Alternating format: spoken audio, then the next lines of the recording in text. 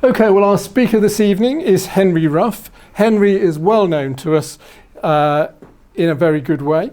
He's given us numerous thought-provoking talks in the past, including on the topics of surveillance capitalism, the common good, and whether COVID-19 was a game changer. And when I thought of that this evening, I thought, Henri, it's about time we went back to what you were saying a couple of years ago and see whether any of your predictions or your speculations actually came to pass. I suspect that some of them probably did.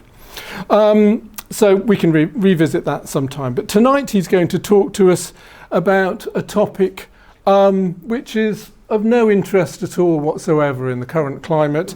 But he's not actually going to talk to us about the economics of inflation. He's told me that he's going to be talking about the ethics of inflation, which is quite an intriguing title. So will you please give Henri a very warm welcome.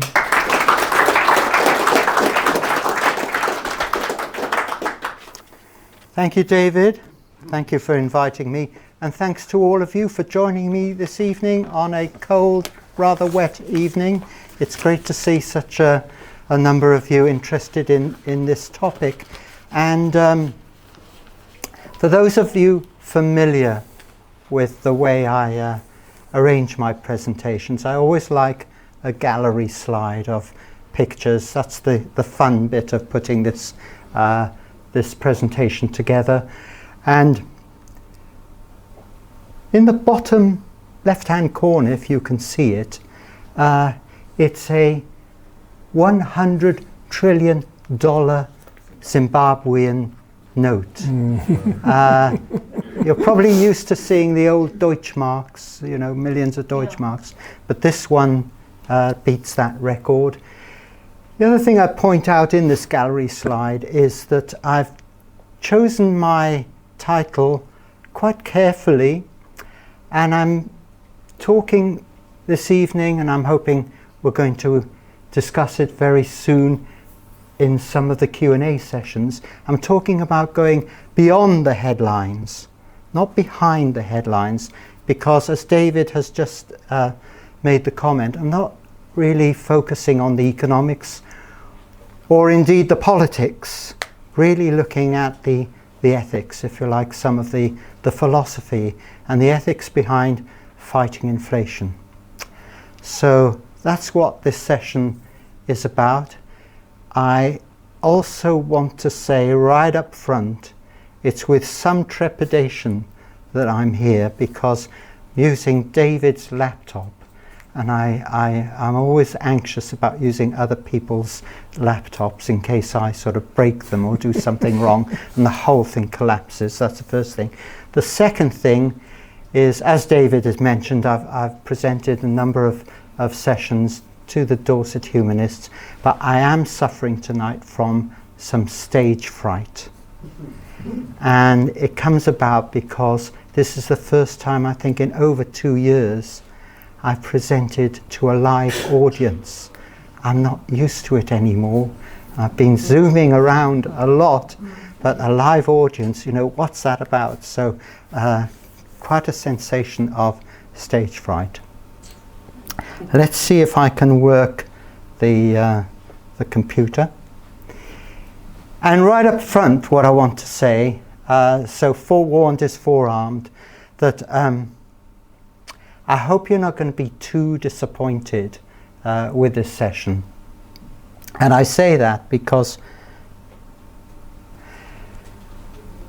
the whole session is going to be economics light. There's not going to be much economics. I hope you didn't come here seeking enlightenment on the economics. I'm not going to be talking about different measures of inflation, the advantages or disadvantages of different measures. I'm certainly not going to do any forecasting, and I'm not offering any silver bullet solutions in this session on inflation. Also, don't be too disappointed that this presentation is going to be very, very sketchy indeed. I'm just going to briefly outline some of the arguments for and against, ethically speaking, for and against whether the the fight against inflation is ethically sound. And I got to say this up front, I'm biased in all this.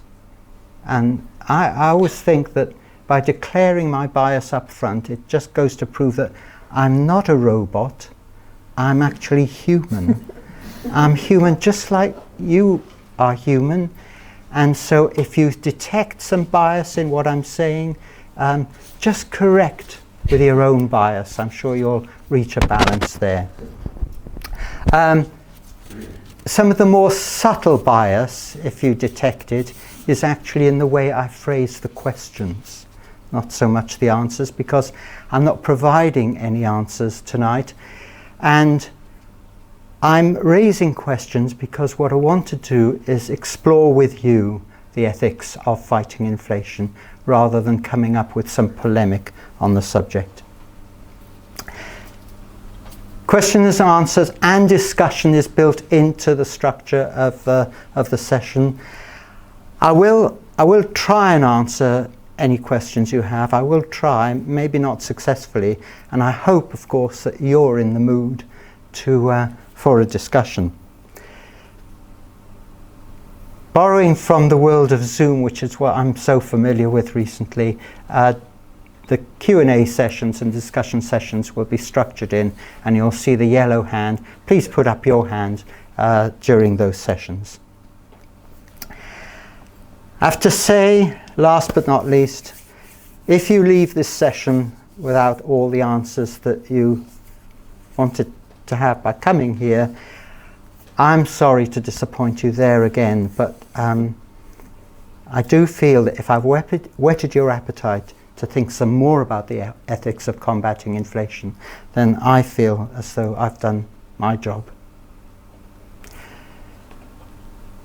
So, let's have a look at these headlines in order to go beyond the headlines. Whatever paper you read, whether it's tabloid or the more serious press, wherever in the world the newspapers, inflation is headlining them all, as you can see from just this small selection. Usual suspects, of course, Latin America with raging inflation, chronically so, and some unusual suspects here, and that's Switzerland, also suffering from some of the highest inflation they've suffered since the Second World War. Around about 3% inflation. That's a kind of rate that many countries would dream of having, but it's a nightmare for the Swiss at the moment. So to go beyond these headlines, the question here, and you'll have seen this, I put it in the flyer, is inflation may be a bad thing. It may be a bad thing, but does that necessarily mean that combating inflation is necessarily a good thing, or that it's strategically sound? That is the overarching question I'm raising in the session right now.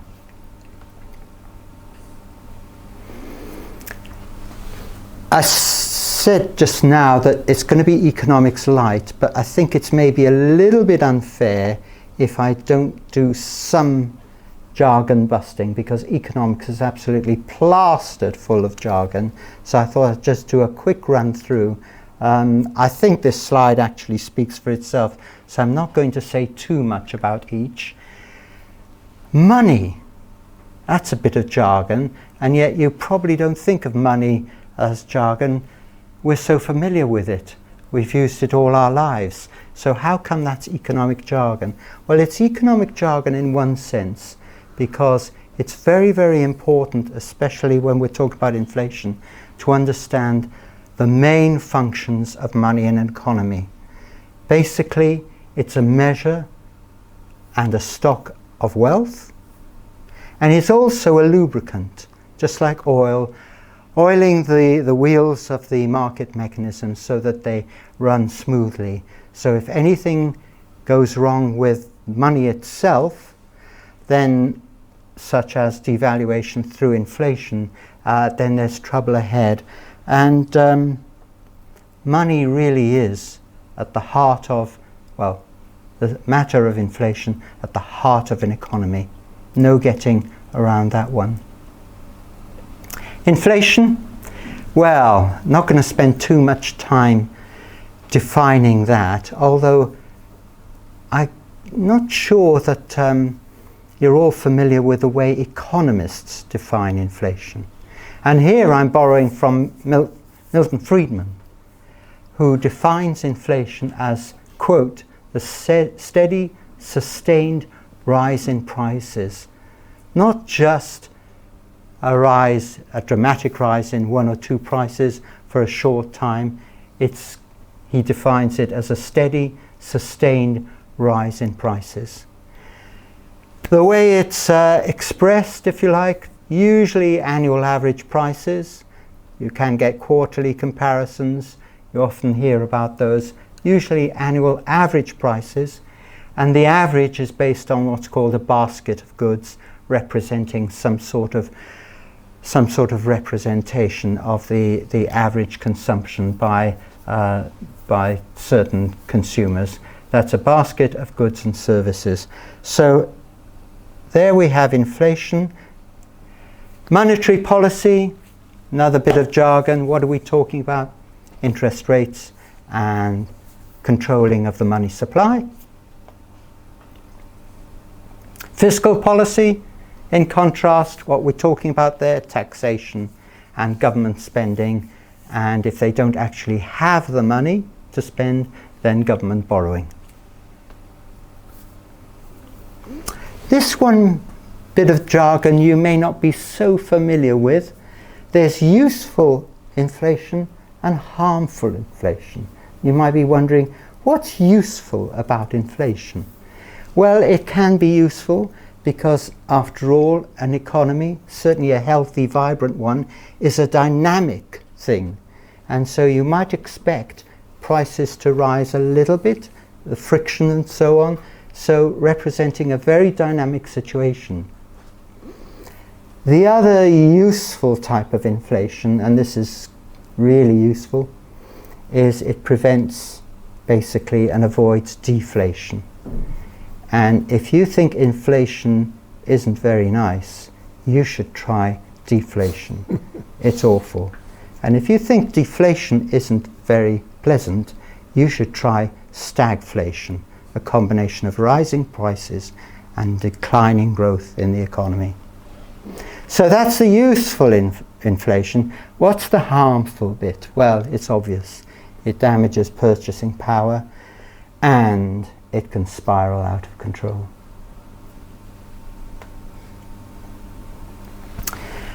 How's it measured? Well, price indices. And I could fill a whole slide of different price indices. The ones you'll be familiar, I think most familiar with, are consumer price index, but there's a retail price index, and there are a host of other price indices as an expression of inflation.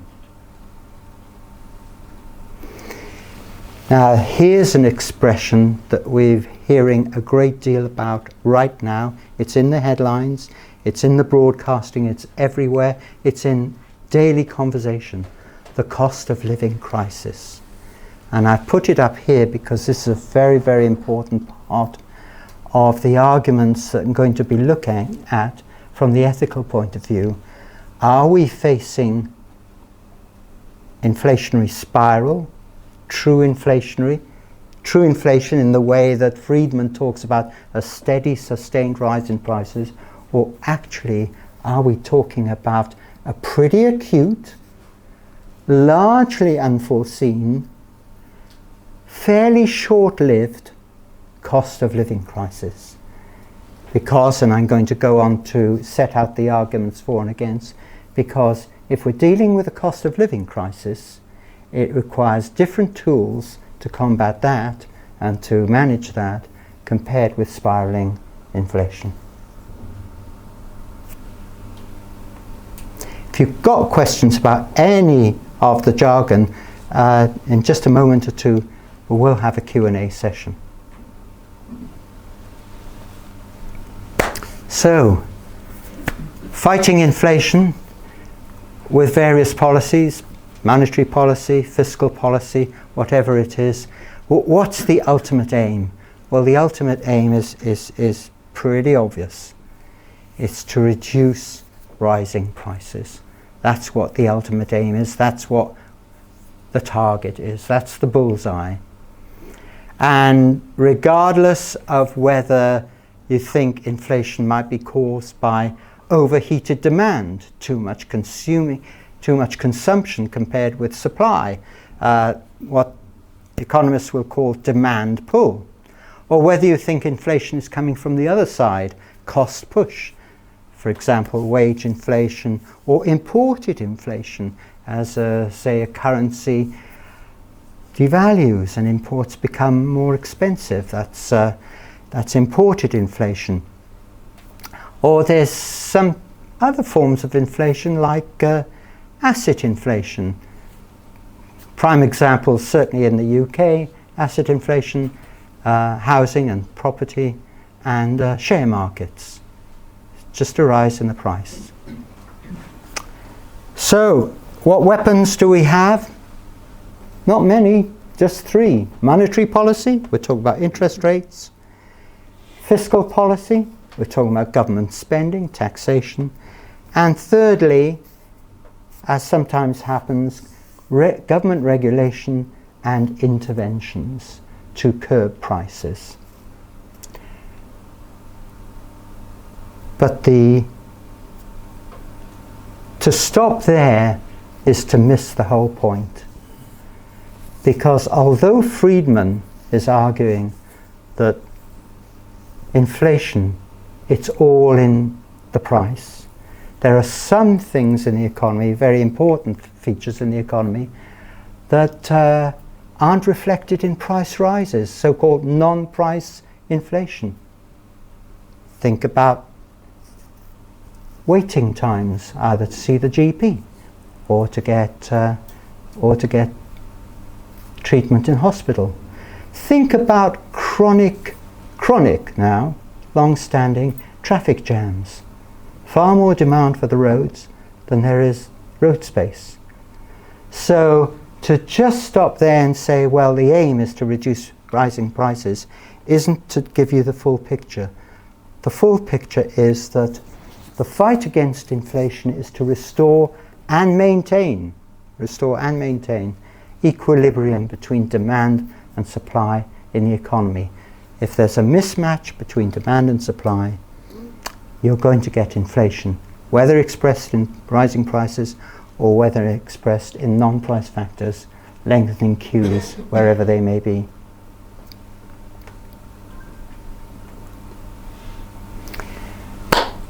This session's all about ethics, so I thought I'd better say something about ethics.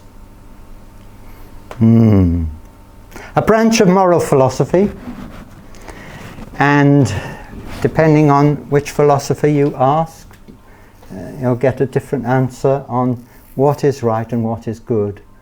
But broadly speaking, the philosophers are asking that key question. And for me personally, when I'm thinking of ethics, I think along the lines of this cartoon by Mel Kalman, one of my favourite cartoonists. And basically that's really me along the path trying to head in the right direction for what's right and what's good. Sometimes missing it and having to go back as the signpost goes. And the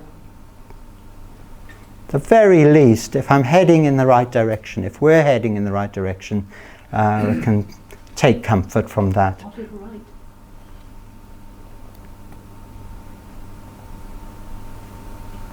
So, if ethics is all about doing the right thing, doing good, heading in the right direction, it might be useful to get some guides to guide us along that path, or several paths, whichever path we choose. And for this session, I've chosen guides actually from a book that recently discovered, printed this year, by Professor Stefan Eich, Professor of Economics at Georgetown University, Washington, D.C., The Currency of Politics, The Political Theory of Money from Aristotle to Keynes. So we should find a few philosophical guides there to point us in the right direction of what is ethical. Inevitably, start with Aristotle. Oh, it's a good starting point. And for Aristotle, what's good and what's right is what can generally be termed as virtue ethics, that there's some good. Now, Aristotle's an interesting one from this point of view of money and inflation. He actually wrote about this and regarded money as a conventional fiction. And even to this day, if you think very long and hard about what money represents, it is a fiction, and we all buy into it. And he argues, Aristotle argues, that since it's a fiction, it's a good idea if it's carefully managed in order to sustain its credibility, because after all, it's a fiction. I'm squeezing Hippocrates in at the same time. Of course, best known in the medical sphere of do no harm, that's his dictum, but he also said do some good if you can. So that's very, very relevant to the fight against inflation if it's going to be morally sound. Fast forward now to more modern times with John Rawls, and there the idea is that welfare and social justice considerations should govern the management of money. There are other philosophers who think rather differently. And we're starting here with Plato. And Plato, very much of the opinion that the management of money, that should be in the hands of experts, of technocrats. They'll know what's best. And the management should be entirely in the hands of experts, and that's something that John Locke then picks up many, many centuries later in extolling the virtues of having experts. Fast forward to the modern day with Friedman, monetary theory, that's what he got his Nobel Prize for. It's the control, the management of money in the hands of experts, also known as monetary economists, monetarists. Not all philosophers would take the same stance. And I'm introducing Johann Fichte, a German philosopher. That's a name you're probably far less familiar with. And his work, basically, and his ideas, and the thrust of his thesis was that, okay, very important to manage the money carefully and so on and so forth, but that management should be governed by democratic mandate and informed by administered by experts, but governed by democratic mandate. And it's John Maynard Keynes, as we fast forward to him, who actually tried to reconcile basically a conflict between the thought that it should be entirely in the hands of technocrats, of experts, and the thought that ultimately it should be in the hands of a democratically elected government. And his idea was central banks should do it, ultimately answerable to the government, independent as they may be, with armies of highly trained economists beavering away, but that he thought best to reconcile those who argue for experts and those who argue for democratically elected governments to ultimately head in the right direction in the fight against inflation.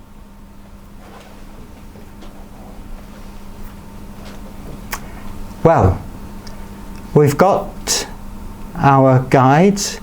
Let's see where they might take us. And I've posed 3 questions. If you had a chance to look at the flyer that David sent out or in the bulletin, they're there. Is raising interest rates, that's monetary policy, fit for purpose? Is it efficient? Because if it isn't, then ethically it raises doubts. Secondly, do policymakers right now confuse a cost of living crisis with an inflationary spiral to the detriment of some of the most vulnerable in society? And thirdly, should the fight against inflation default to amoral, not immoral, amoral technocrats, or be under political leadership, as some philosophers would argue quite strongly? Those are the three questions I'm posing for our discussion in this session. Let's take a look at the first one. Is raising interest rates, which bear in mind raising interest rates adds to costs, fit for the purpose of dampening already rising prices? Or does it just fan the flames of rising prices? Well, don't be surprised. On the one hand, there are arguments for saying, yeah, it's fit for purpose. Monetary policy is fit for purpose. Others will argue, no, it ain't. I'm going to just very briefly sketch out the arguments for and against. The first argument says, yes, it's perfectly fit for purpose, basically because monetary policy, the sound management of money, seeks to protect the value of money. Well, that's a virtuous thing to do. And going back to Aristotle, he saw virtue, doing good, in the actual actions, the activities that people carry out, but also virtue in the people themselves carrying these things out. So the intention is good. After all, what's the aim? Well, it's to restore demand and supply equilibrium. And if it does achieve that, basically it reduces uncertainty, and that's a good thing. And the third main argument, because I've really restricted myself to just three arguments. The third argument, saying yes, it's fit for purpose, is possibly the most robust argument of all. And that is that psychologically, control of inflation so that prices don't rise out of hand, it instills market confidence that inflation, there's someone there taking control, taking responsibility, and thus reducing uncertainty. And that's really a lot to do with psychology. But it's a very practical argument, because I think all of you here will remember the 70s. Yes. In this country, where you've got pretty high rates of inflation, you've got pretty high pay rewards. Why? Because you're expecting even higher inflation. And that's the argument here. So psychologically, it's a good thing to control and be seen to be controlling, and that inflation, rising prices, is under control. Well, those are the arguments for. Let's have a look at the arguments against. No, it's not fit for purpose at all, actually, because it targets prices alone. It's basically, monetary policy is basically tackling the symptoms, but not the underlying causes. And the analogy I like to use here is again from the medical world. It's a bit like putting an ice cube under the bottom of the old-fashioned thermometers anyway, just to reduce the temperature in the economy. Yes, you can do that, but for how long? It's tackling the symptoms, it's not tackling the underlying causes. Secondly, the argument is that no, it's not fit for purpose, because instead of restoring the balance between demand and supply, it can actually aggravate and exacerbate the imbalances. Why would that be? Well, if you raise interest rates, obviously cost of everything is going to go up, especially major costs like mortgages and so on, any borrowing and so on. It does that, but it does that not just for consumers, it does that for producers who are companies borrowing, so their costs rise. And so if they pass that cost on, inflation just continues. And if we're talking about the consumption of essentials, people are just not able to live without them, so they will somehow or another absorb the cost. Inflation will continue to spiral upwards. So at least in the short and medium term, it aggravates, it does not restore. And the last argument, main argument here, is that monetary policy is just a knee-jerk reaction.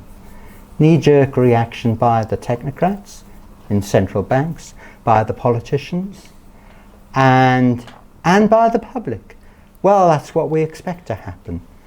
And that certainly amongst politicians, it's ideological. Inflation, what we do is raise interest rates. That's what we do. We fight it with, principally with monetary policy. And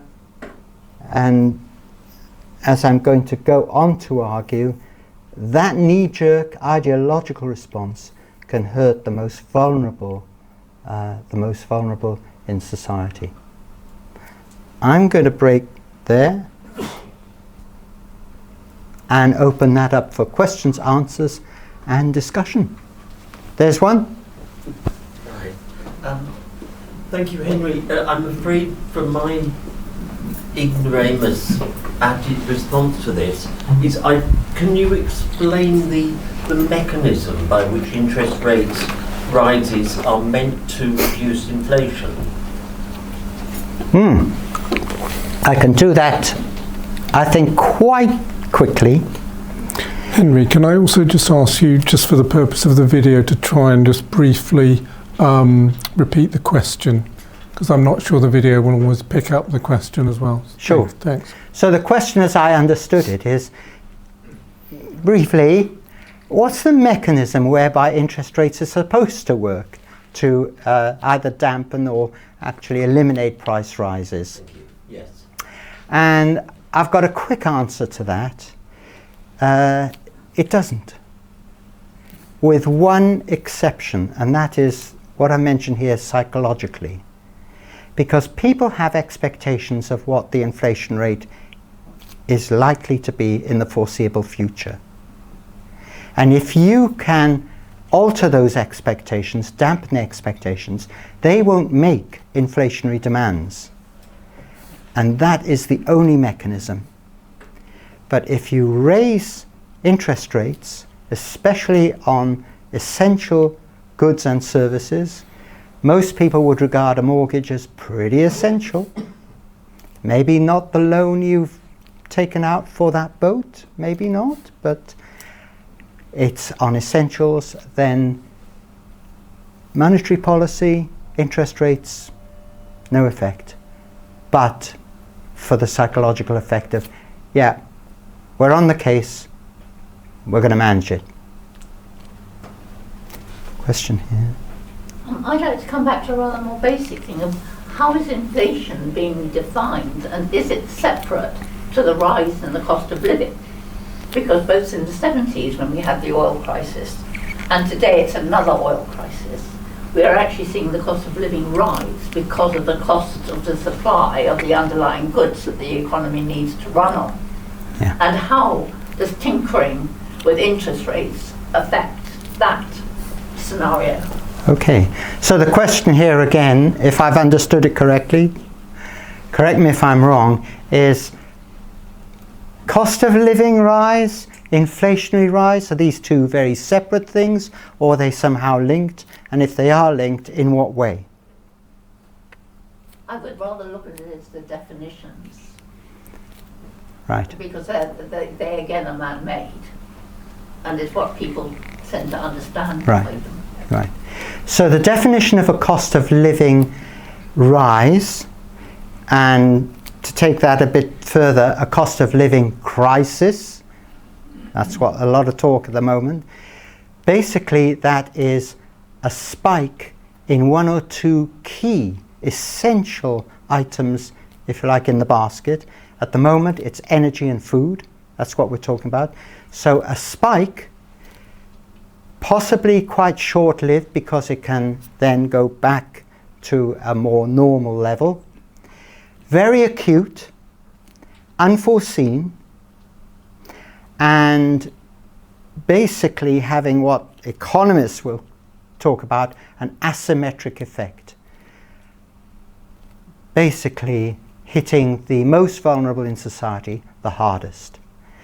Inflation, what Friedman's talking about, what I would call spiraling inflation, is basically continuous across a whole range of products and services, not just a spike in one or two, and that it is foreseeable if you're looking, and you're looking carefully.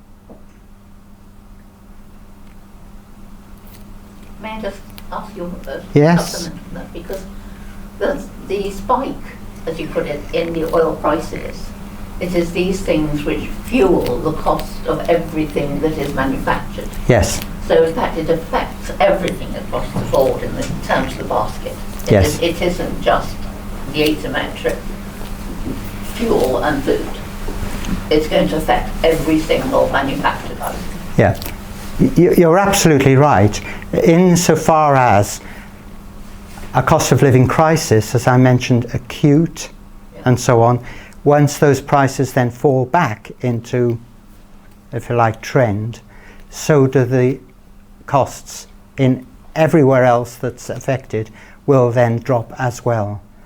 So you're absolutely right, but then we expect a return then to more normal levels throughout the economy. Yeah. I know there's a question over there and there's a question over there. I think you were first. Yeah, Henry, I agree with you about interest rate increases making inflation worse rather than better. I think there are more reasons for that than what you've had time to mention. But just to return to Simon's question, wouldn't you agree that most economists think that putting up interest rates will reduce inflation because they are assuming that inflation is caused by excess demand, and that when you make borrowing more expensive, you reduce investment by firms if they're investing and spending too much, and you reduce consumer spending because you're taking more money out of the pockets as consumers have to service their debt.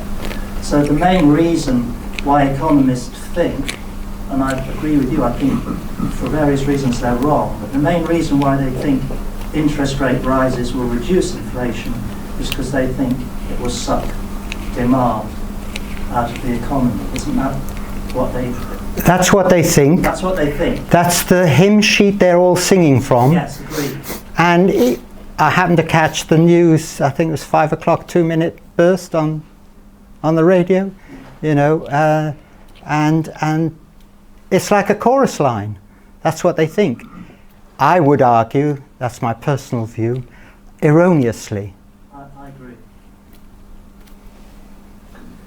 Yeah, I was going to add to that people are out of money, out of any extra spares. I expect nobody here will be going to the bar afterwards. So everybody has spent out on money, and the government think, the government think by putting up the interest rates, so everybody's mortgage or cost of living will further go up and destroy everybody, make people homeless, default on their mortgage. How is that possibly a good idea? Where's the plus side? Not sure I understood the question, so I can't repeat it. Okay, yeah. I don't think there's an answer anyway.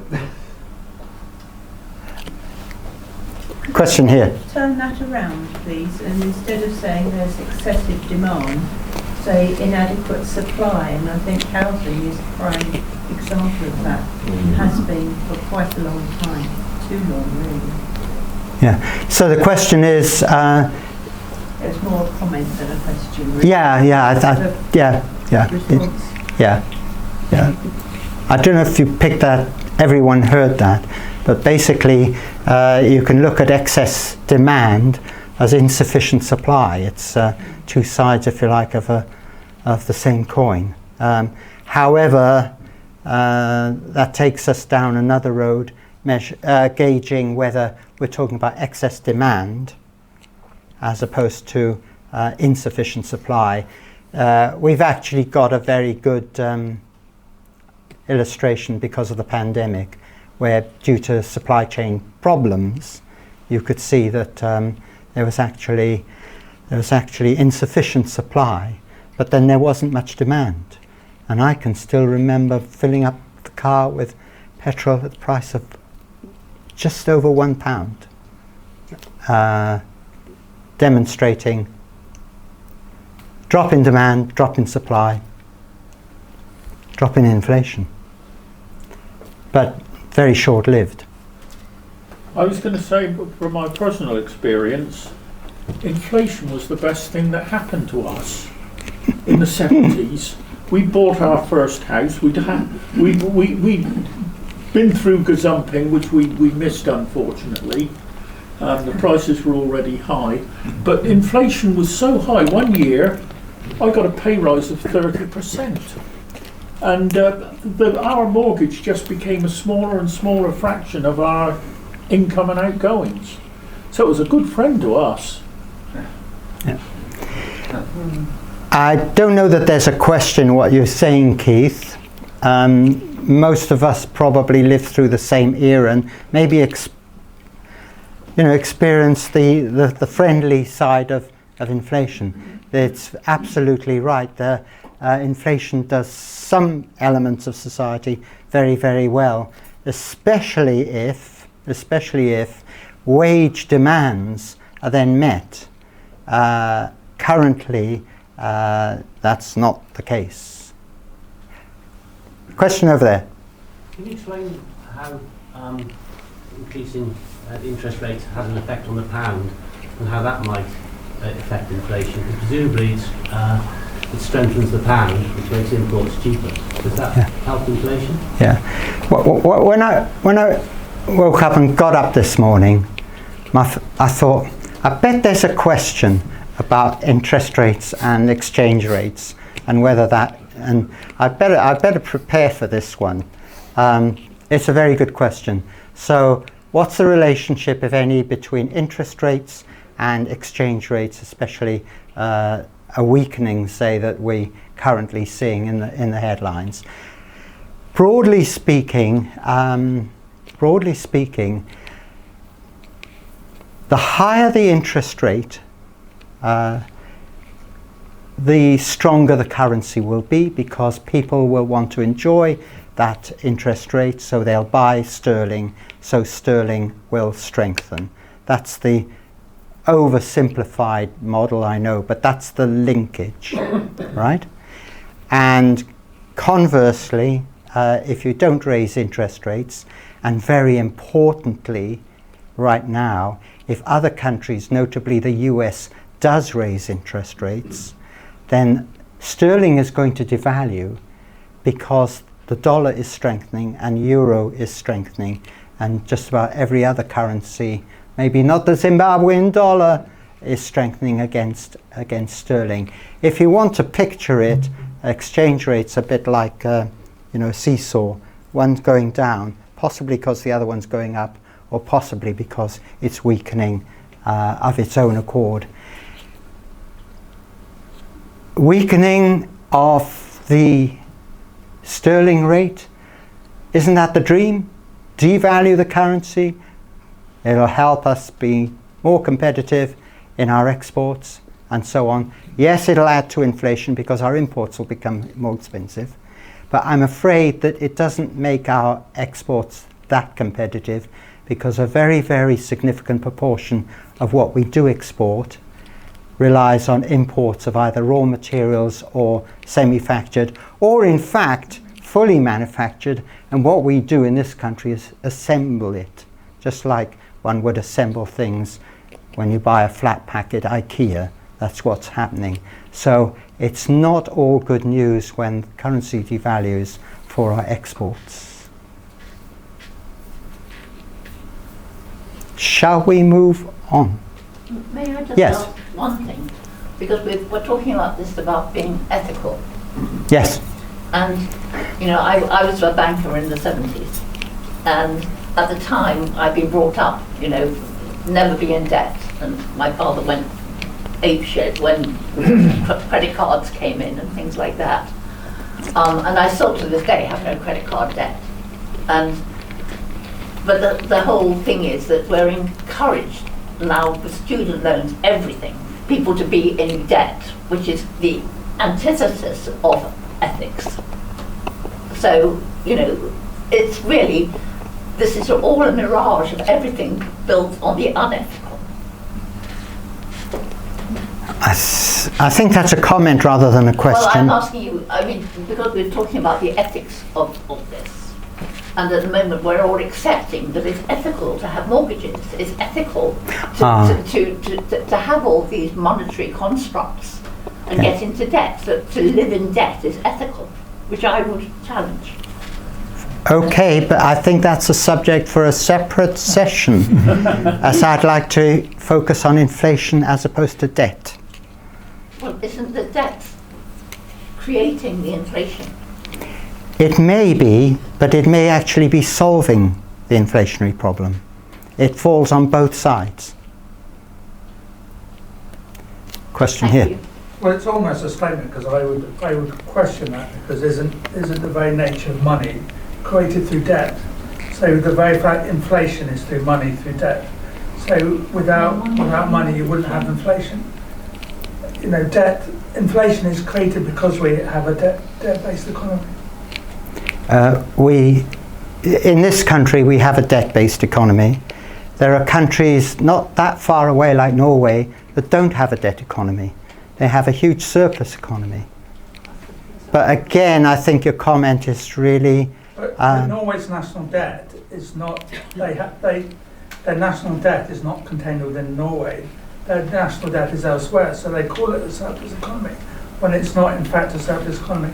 There's only 3 countries in the world that don't have a debt, and one of them is not Norway. No, I'm not with you there. Norway has a huge surplus on its balance of payments. I'm not with you there. Sorry. Yeah, but that's at their central bank. The international balance, the international settlement account, they've got a massive debt, so it's false accounting in a way. I think we'll leave that aside. Yeah, okay, yeah. I'm just saying that inflation is closely related to debt, so they're not 2 independent subjects. Question over there. Yeah, I just want to say, debt can be divided into so-called government debt and private sector debt. Norway has one of the highest private sector debt to GDP ratios in Europe. I was just looking at it earlier today. Yeah. Likewise with other countries. I'm thinking about the US, which has enormous private and public debt. The United States is much lower on private debt than Norway. It's ironic. Denmark, Iceland, Switzerland, Portugal, Sweden, they have very high private debt to GDP ratios, which one sort of doesn't think they would have. Okay. Just one thing that's really puzzling me. You say that raising interest rates doesn't affect inflation. What's the evidence? What's the data? Because this is what the government seem to do. So why do they keep doing it wrongly? Or does the psychological effect in fact work? So it is the right thing to do. The evidence is the psychological effect is very powerful. So it is the right thing to do. It's the right thing to do because the public, and we're talking about the public in a democratically elected economy, think it's the right thing to do. So it's the effect that works. So there's a case for educating the public more carefully. Lots of things. I better move on because I'm very conscious of time. The second question I posed for us to have a look at is it a case of mistaken identity, that actually what we're facing is a cost of living crisis, and a cost of living crisis would require different, if you like, weapons or different tools to fight that one, as opposed to spiraling or true inflation? So are policymakers confusing cost of living crisis with inflationary spiral, and so mistakenly using weapons that disadvantage, amongst others, the most vulnerable? Again, there's a for and against argument here.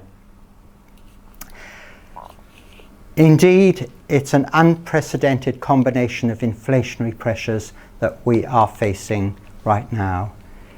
If I can summarize it very briefly, we're talking about the after effects of, well, the effects, of the pandemic and the after effects of the pandemic, not that it's necessarily over, and the war in Ukraine.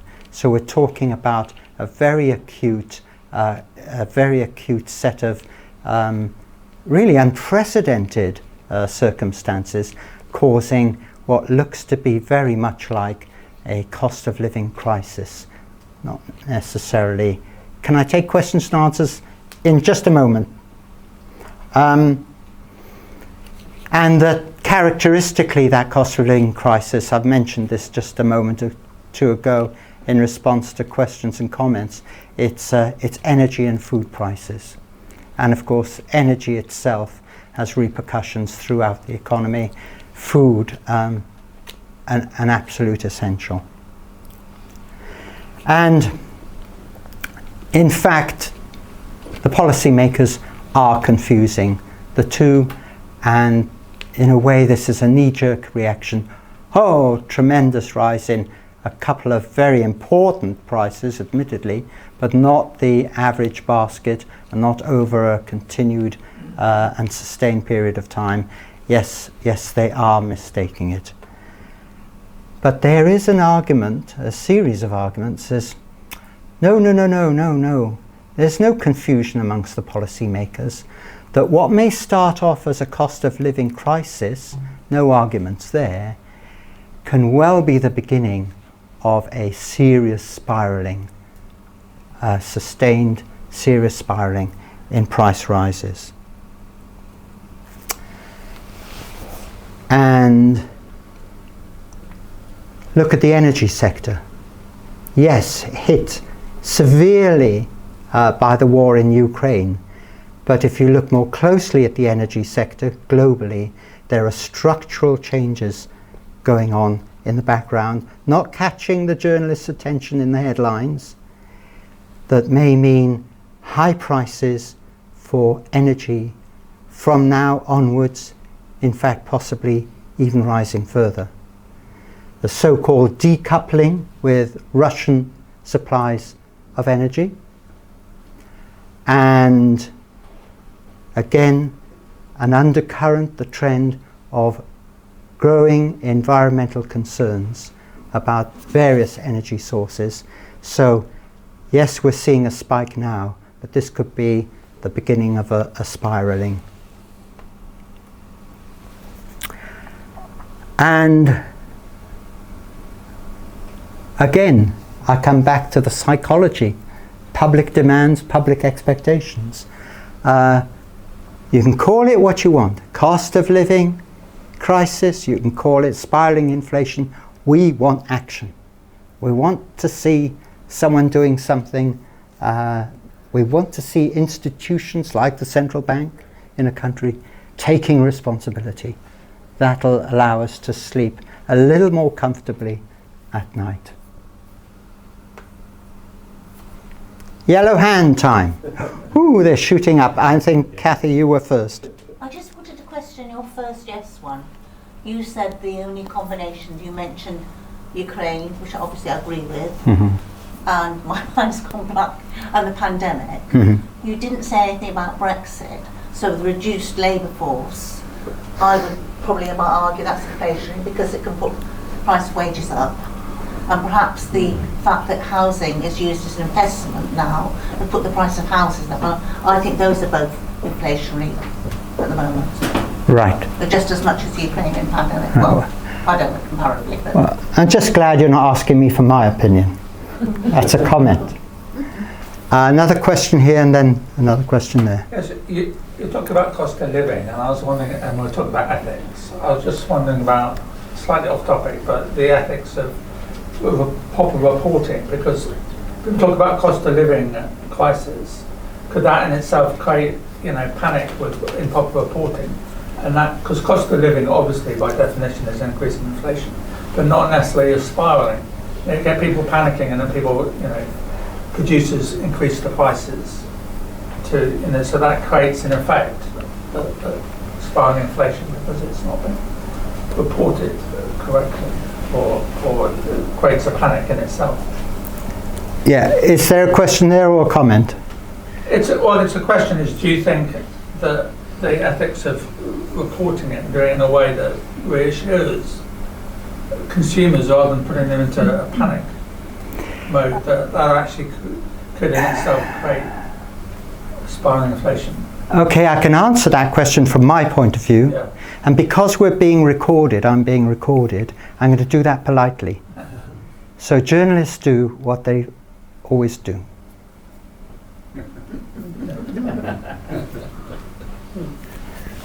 Hold back on our account. I'm going to ask the audience if I can, because this question, you say that people are reassured that the government is putting up interest rates. So with the cost of living as it is, can you raise your hand if when you saw the interest rate going up, you felt, oh, thank goodness for that, that's great.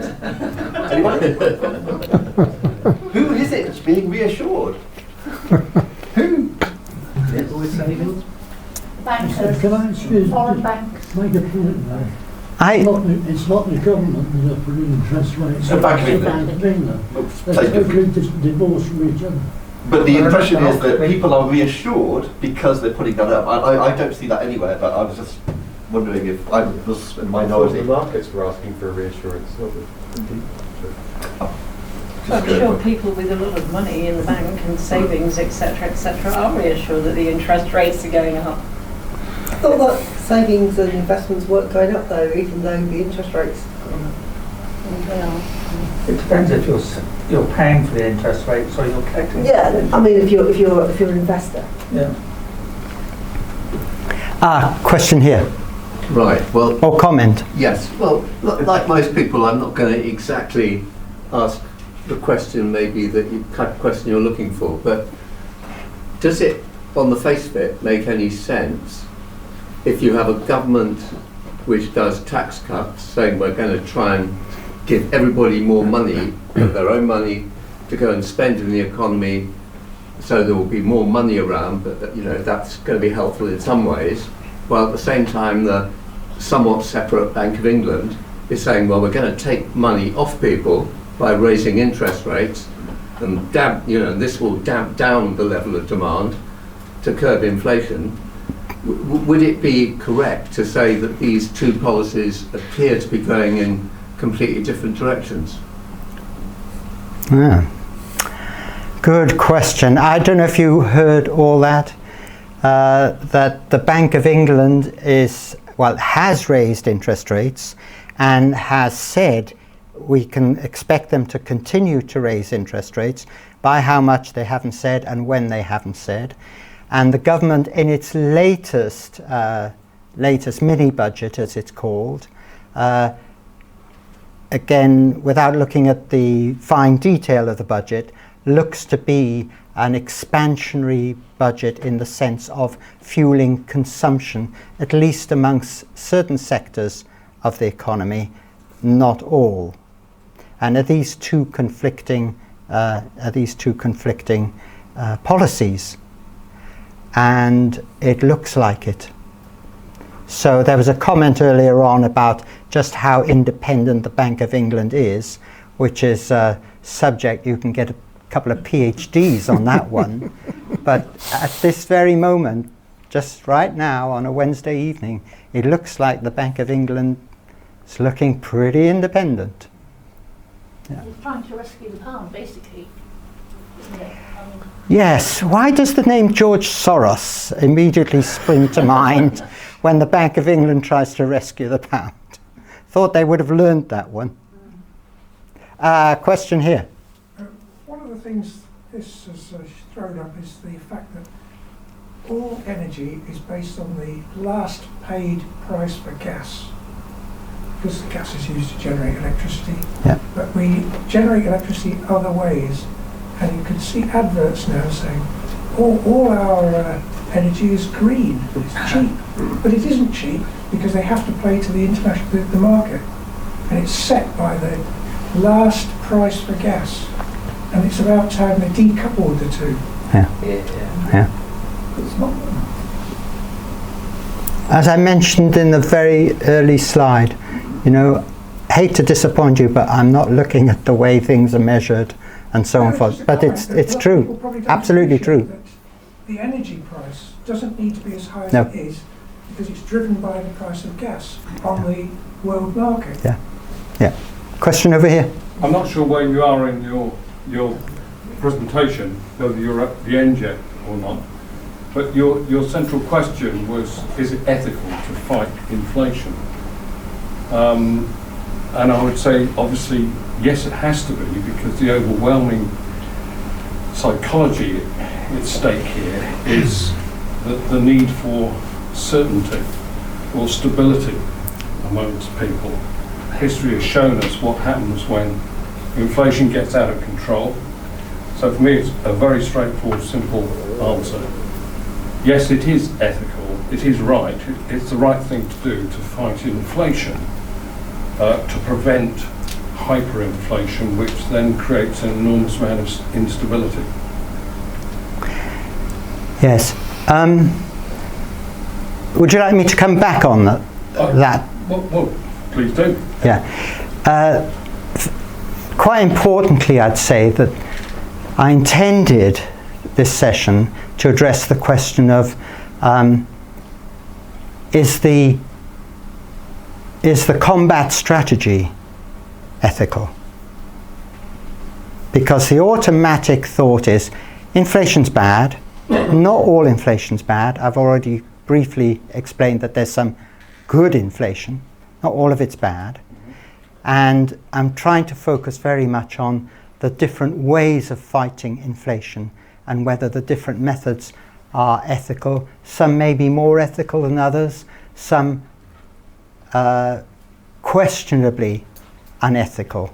And the strategies or policies would be designed to prevent that degree of uncertainty, which yes. could result in social disorder. But can I ask you a question, which you raised in your comment? Ask you all a question. You're saying that uncertainty is a bad thing, and that greater certainty, by definition, is a good thing, and therefore anything that makes the world more certain is a good thing, is ethically sound. I would question whether certainty in and of itself is a good thing, and the pursuit of certainty is a good thing. And that's a deeply philosophical question, which I'm so glad you raised. And I'd go along with you on that. So it's a question of us agreeing on where the boundaries of acceptable uncertainty are.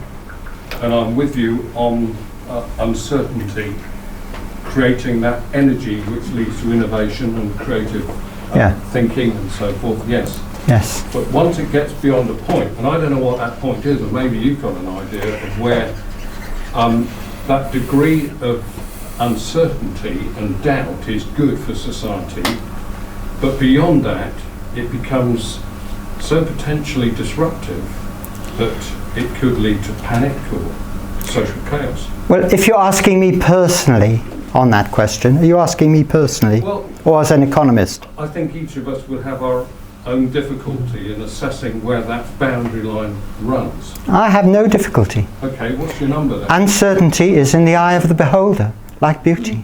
Exactly, and that's the whole point. It's different for all of us. Yes. So it could be that even a majority of us may be comfortable with 100% inflation, Yeah. Could be. But let's not introduce democracy into the frame. That only complicates things.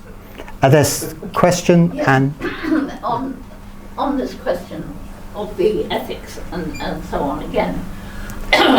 As we said, we can question the ethics of a debt-ridden society to start with, but on top of that, I was brought up with never to be in debt, and also necessity is the mother of invention. Yeah.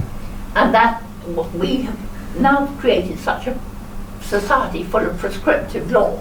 This is very hard indeed to be truly creative, because we're living in such a fear-based society.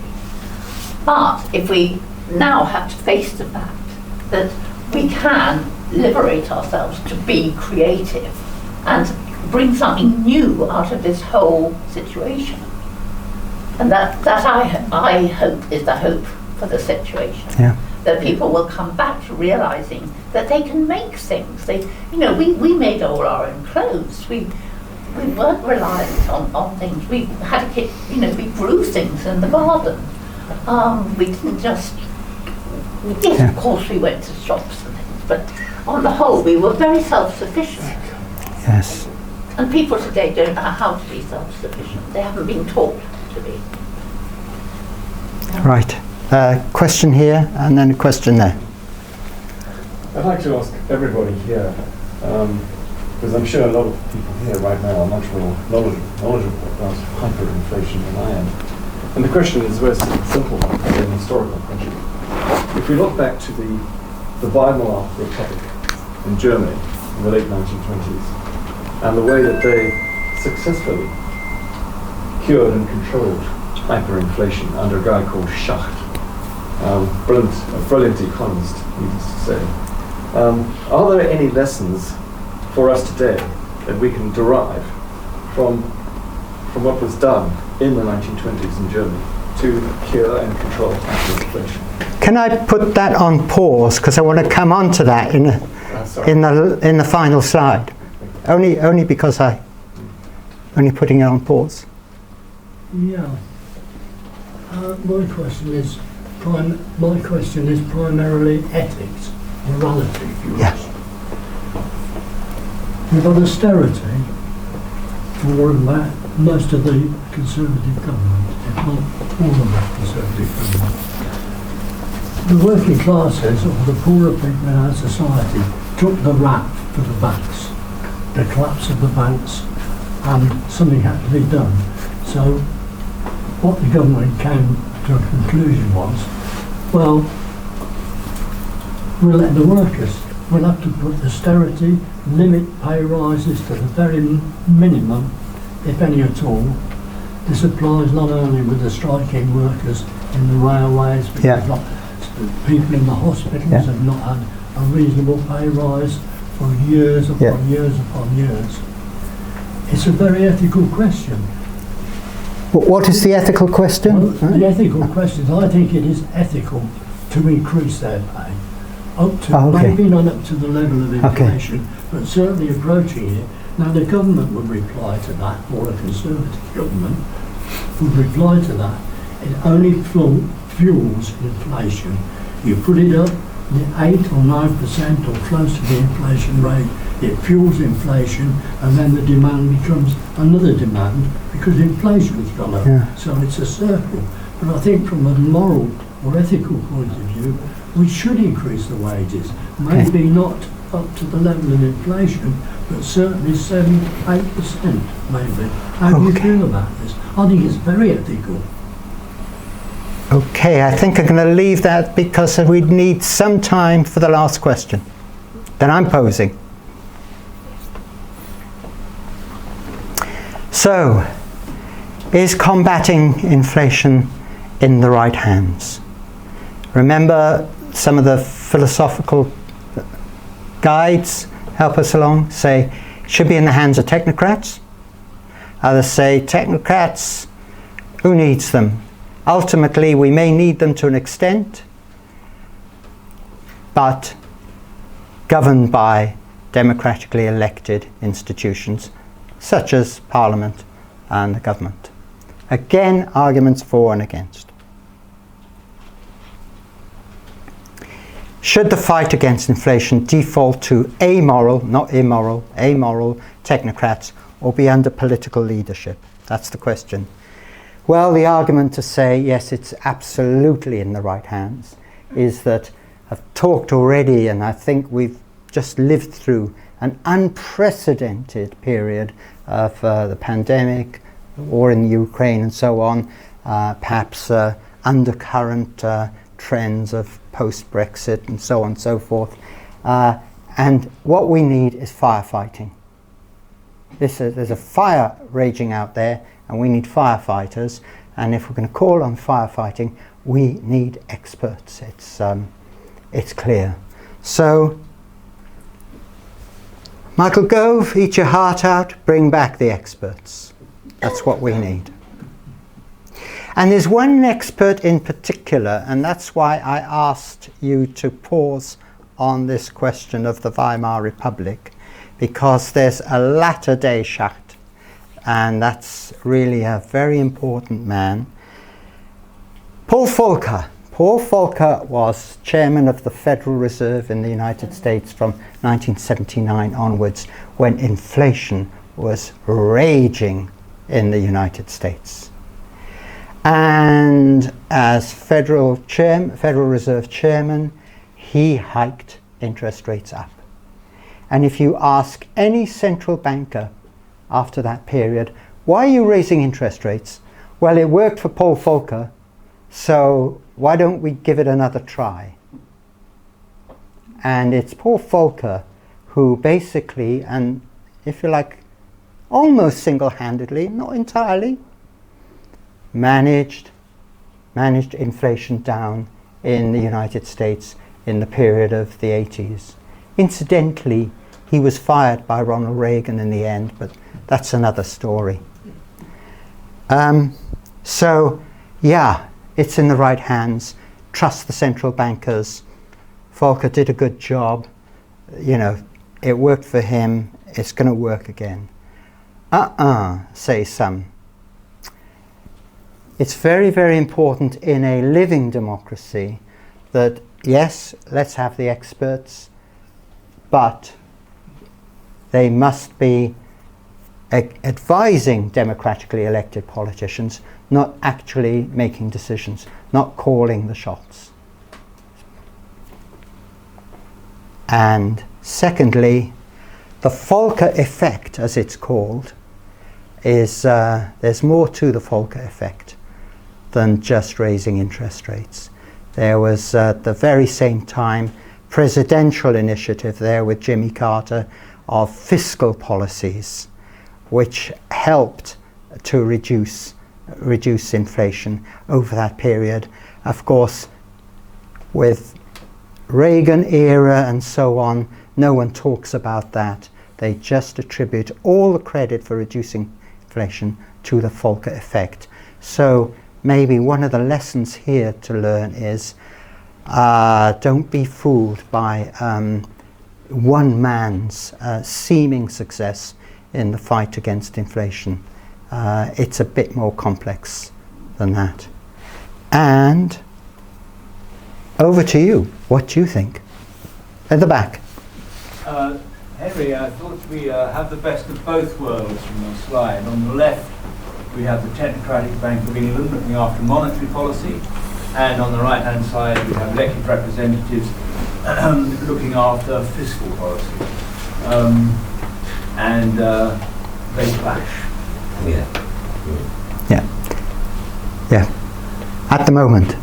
Yes. Sorry. Question here. I'd like to make a comment. I think just now I prefer the experts from the OBR to the democratically elected Chancellor. Everybody would. Well, democratically by 160,000 people. That's a lot of Conservatives. Yes, I'd like to go back to your initial thing of the historical arguments. Yes. The philosophical. I am a philosopher as well as a historian, but I was writing about this the other day because the thing is that I was brought up before Bretton Woods, before VAT, before all these things. So Bretton Woods, especially once we came off the gold standard, we now have this license to print the money, because there is no longer the backing that says on your banknote promise to pay. And that, I would argue, is at the root of so much of this. And that's why even the people like, whether it's Aristotle or Plato, they weren't facing that sort of disrespect, if you like, for the backing of a currency.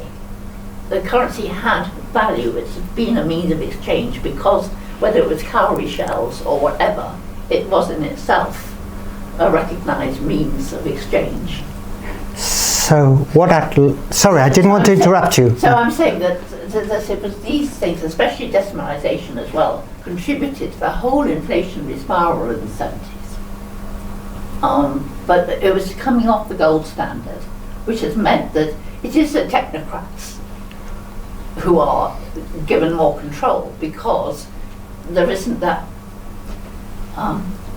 backing, there isn't the ethical complete backing to the currency anymore. Okay, so do you want me to come back on that? Yes, because it's a lovely opportunity for me to do a bit more jargon busting, and I love jargon busting.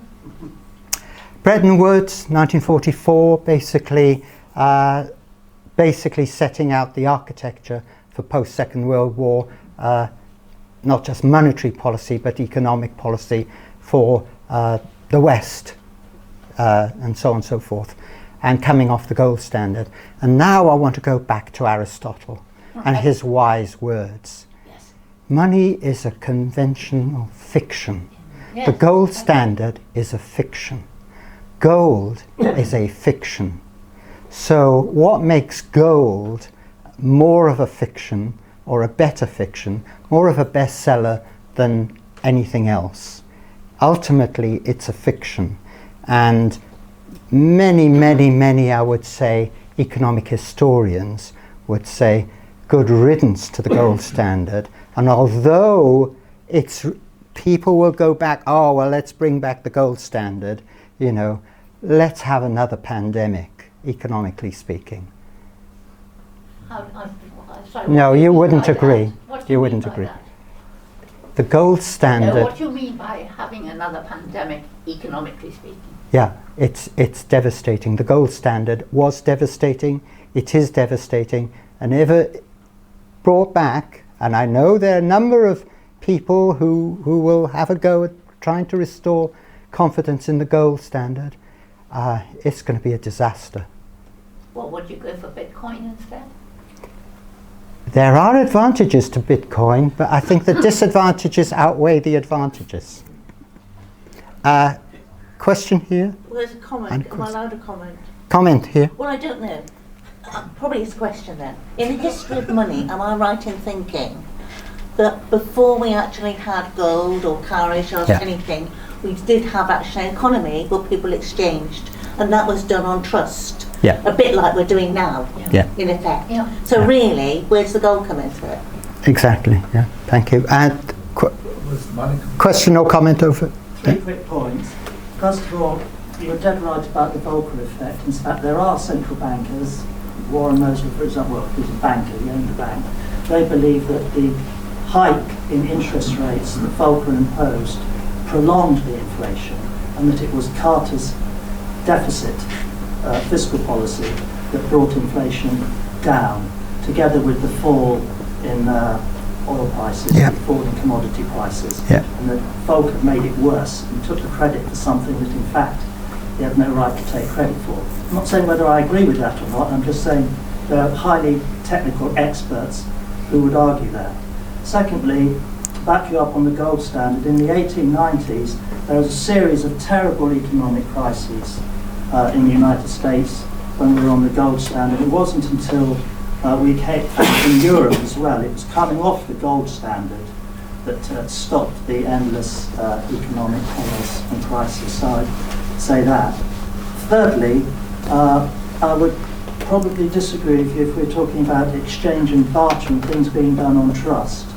Money has always been driven by tax credits created by an authority, whether it was back in Lydian times when Croesus created his monetary tokens.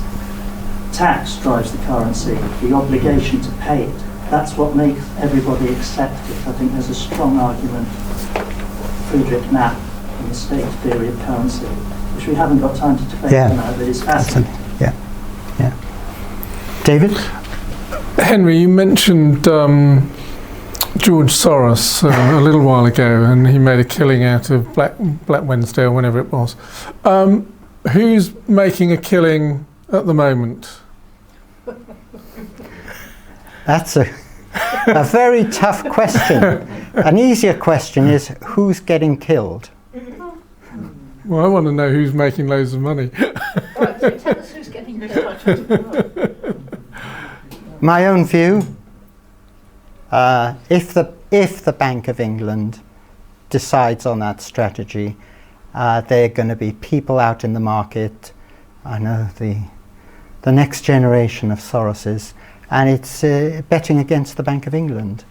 And the thing about the Bank of England, bear in mind, they are spending with other people's money, yours and mine. And so is Liz Truss. Pardon me? And so is Liz Truss. Well, that's a political point. But Henry, I want to dispute that. I mean, you're saying that the Bank of England are spending our money. Surely they're just making money out of nowhere, out of thin air, at the moment to buy bonds or whatever they're doing. Mm-hmm. I say they're spending money, our money, and I see a head furiously disagreeing with me in the background, because when they issue the bonds, they're getting money in. Where are they getting that money from? The public. They're spending our money. No, they're just creating it on a keyboard. They can create money as well. The bond is a promise to pay.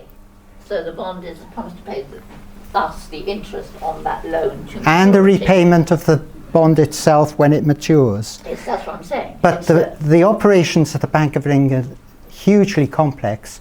But when they're going into the market, it's not just creating money as in the case that they are capable of creating money. You're absolutely right there. But they are also using, they are spending our money in the exchange markets. Comment here of disagreement. If you speak to someone like Michael Kumhoff, the researcher at the Bank of England, it will be absolutely clear. And as Alan Greenspan, when he was talking to Paul, what's his name, that Republican, when they spend money, the deposits come into whoever they've spent money on, and the banks that have those accounts, that increases their reserves. Yes. Right. Those reserves are created at keystrokes. Yes. Right. It doesn't come from us. And the bonds are just an asset swap, whereby those reserves are transformed into bonds. All the money is created by keystrokes from the hard drive of the central bank. None of it comes from the public. If we choose later on to ask the public to buy that, the reason why the public has got the money in the first place is because the government's created it. I would tactfully suggest you've got things back to front. Yeah. And I would tactfully suggest that you talk to people other than Bank of England staff who are actually, they have an axe to grind, they've got a line of argument. I'm just saying it's a bit more, it's wider than that, it's more complex than that. It's all another session, it calls for another session. Please, would you explain what you mean by the Bank of England's creating this money out of keystrokes? Yes. Don't understand that. Yes, well, it's digital nowadays. But you can't create money out of... They do. It's called a magic money tree. Yeah. There's a magic money tree in the garden of the Bank of England. I've been hunting around the nurseries extensively to get, either a tree like that or even just the seed. Yeah, to me one too. But I thought that was what Bitcoin was meant to do now, in a way. To an extent. Yeah. I do find all this very, very difficult to understand, and the more I try and find out about it, less I understand it. As I have been thinking about it recently, isn't money also created with digits by not the central banks, the commercial banks? Investment. Yes. Yeah. No. Yeah. When they lend a mortgage, they don't have all that money either in reserve at the Bank of England. No, they They don't. only have a fraction of it, don't they? Yes. So they're creating it as well, aren't they? Yes. Yes. And that's why I think very early on when I was talking about the money supply, it's not simply the stock of money, it's the velocity with which it goes round the economy. And because what's called, I'm getting into jargon now, fractional reserve banking, and some would argue death to fractional reserve banking, let's bring an end to it, bring an end to the uncertainty that is caused to an extent. Yeah, there is that. Possible? What? At the end of the fractional reserve. At the moment, it would be the death of an economy. At the moment. Well, most banks don't need to go with the fractional reserve bank anyway. Sorry, I didn't catch Sorry, that. to interrupt. I'll just make a comment. A lot of the investment banks are not held by the fractional Yes. reserve anyway. Yeah. Yeah. Question. Yeah. Yes, we've mentioned some very auspicious names here. For anyone who finds it really difficult and just wants to understand the basics, my favourite author, Terry Pratchett, The Colour of Money. Yeah. Yeah. Yeah. Question over here and here. We seem to be focused on central banks, but it's all over the place. I mean, Marks and Spencer's issued credit vouchers and nectar cards that everybody's got these days. You know, these are all forms of credit that individual organisations are creating. You don't have to see it all coming from central banks. Well, you mentioned the M&S voucher. Well, I got one for my birthday. Got them now. I got one for my birthday, Oh. and as far as I can tell, it was bought with real money, and so there's a transfer of money from them to me, but it's not creation Well, of... I can assure you that I get regular invitations just to go and spend a bit more at Sainsbury's with a number of credits that they've put on my account. And I just go up there with a token in small credit. I'm adding to inflation. Okay. Well, the interest rates are that'll stop you. You're going to go and get a free coffee or something. Exactly. Yeah. Question over here, or comment? Yeah, Keir Starmer's coming up with this brand new idea, this investment bank that all the people will put into, and he'll sell 100,000 bonds and everybody will buy them at £10 each.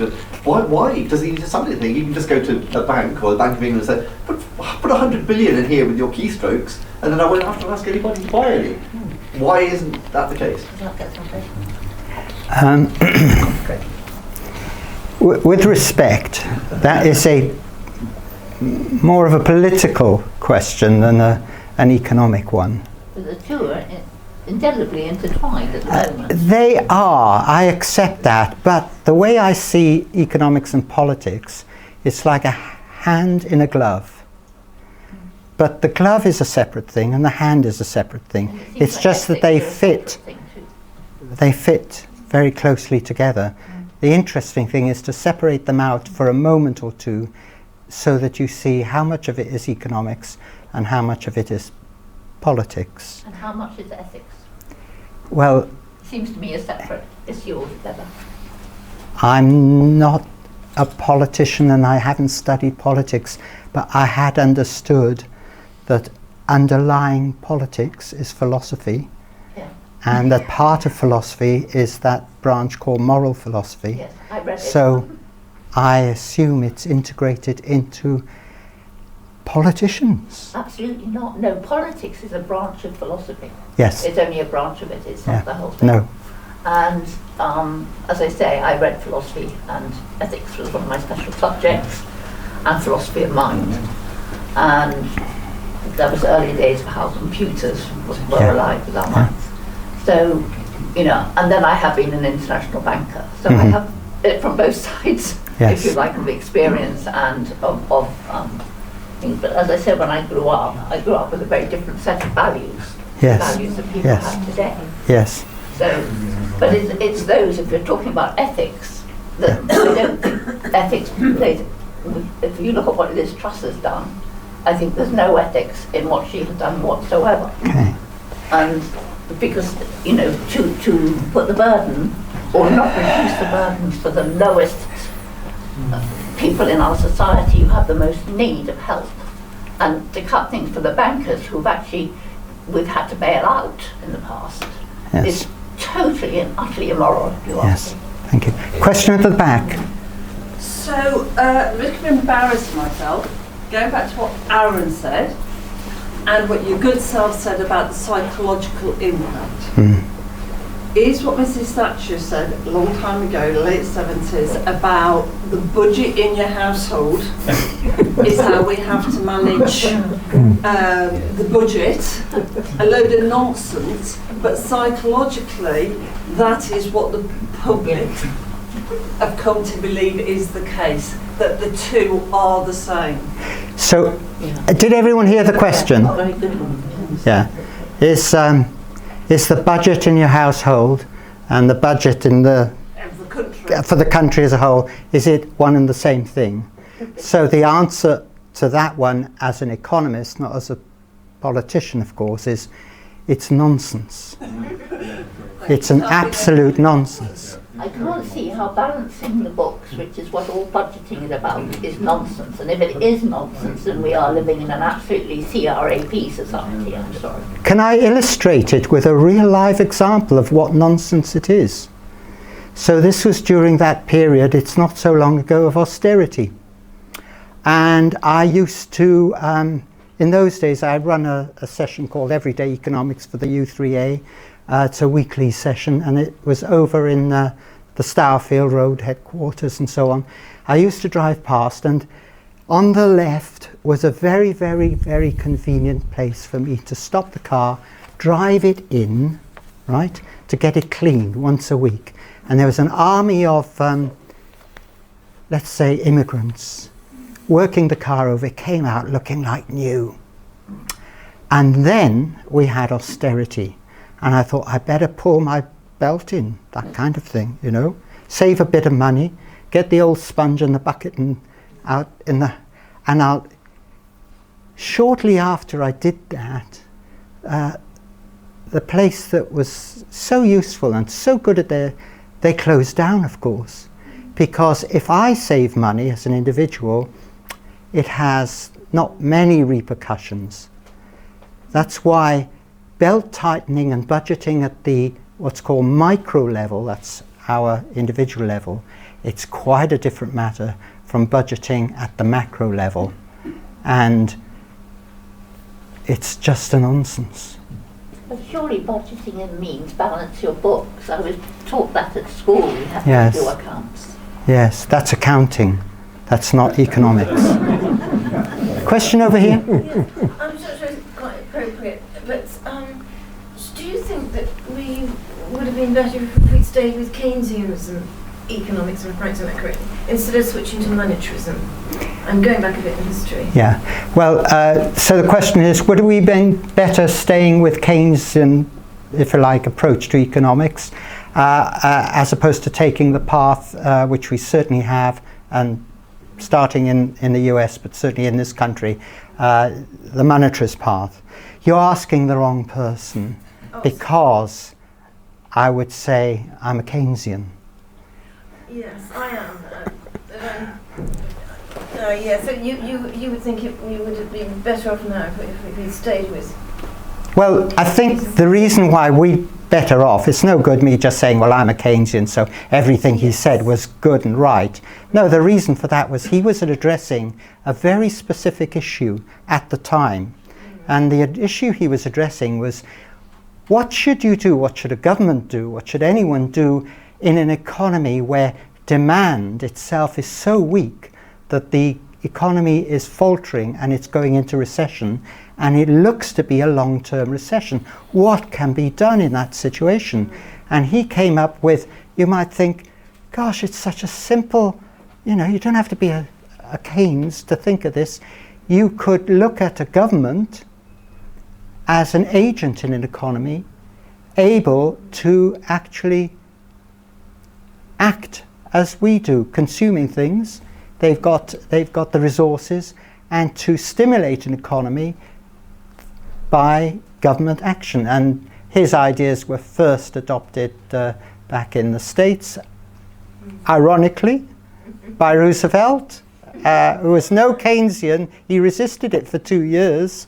He introduced them in 1935, not at the beginning of his presidential. So, yeah, but that's monetarism, fiddling around with the money supply. I don't think it cracks it. By the way, fiddling around with the money supply worked very well in Germany. They were very keen in the 70s and the 80s on controlling M1, M2, M3. Those are not motorways. Those are different definitions of the money supply. And they were very, very effective at that. And we started to, I wouldn't say emulate it, but mimic it. And it didn't work here. So maybe there's a cultural difference in an economy. Yeah. Just a couple more minutes. Yes, a couple of more minutes. So last chance. Yeah, going back to the title of the talk. Yes. From your position, from an ethical standpoint, in terms of fighting inflation, what would your goal be? To get zero inflation or like a very, very low inflation? Yeah. What do you think is... Okay, quick answer to that, because we are running out of time, I realise that. Quick answer to that is that I regard us facing a cost of living crisis and not spiralling inflation, at least for the time being. The tools I would use for a cost of living crisis are not interest rate policy. And I also think that if you can tackle the cost of living aspect crisis, it won't then spiral into longer term inflation, and that you should distinguish between the two. That's my quick answer. Is there time for one more? Yep. Last one. You've mentioned acute and cost of living being a short-term thing. In my head, that's 3 months. We've been doing it for a year now. So what do you think is a short term? It's not so important what I think is a short term. What's important is what the Governor of the Bank of England thinks. That's what's important. So 12 years. Put a figure on it. Put a figure out the sky. I can't. So acute and short term means nothing to us. If you don't know what it means, we've got no idea. It's in the eye of the beholder, like beauty. We've got to wrap it up there. Henry, I've got a complaint. You haven't given us all of the answers tonight, but you did say that you wanted to whet our appetite, and I think you've succeeded in doing that. So I'm going to present you with not a glass of wine, a bottle of wine. Will you please give Henry a big round of applause?